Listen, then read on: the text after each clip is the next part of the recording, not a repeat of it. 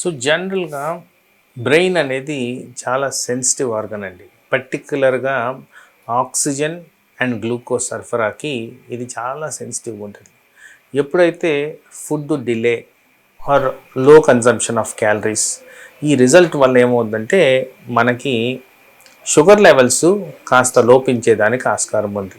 ఇదే కాకుండా సైకలాజికల్గా మనిషి తత్వంలో టాలరేషన్ లెవెల్స్ అనేవి తగ్గుతాయి.